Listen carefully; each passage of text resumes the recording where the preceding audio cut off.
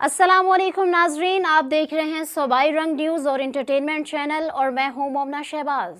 सबसे पहले नज़र डालते हैं आज की आम खबरों पर। खबर शामिल करते हैं सरगोदा से। DPO सरगोदा असद एजाज मलिक की हदायत पर मुहर्रम उल हराम के दौरान जिला भर में अमन अमान की सूरत हाल को बरकरार रखने के लिए police flag march additional SP Ziaullah की क़यादत में फ्लैग मार्च का इनेकाद किया गया, जिसमें rangers ASP city Abdul Sami Shaikh, DSP CIA, DSP traffic city circle के SHOs, elite force, Muhafiz squad और ट्रैफिक पुलिस ने हिस्सा लिया।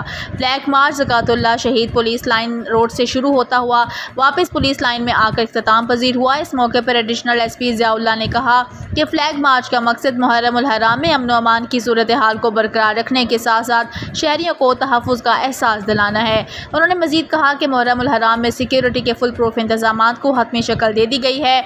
अवामुल नास की जानो माल की हिफाजत करना, अमन अमान की सूरत हाल को गिरफ्तार रखना पुलिस की अव्वलीन जिम्मेदारी है। सरगोदा पुलिस इस जिम्मेदारी को पूरा करने के लिए हर दम तैयार हैं।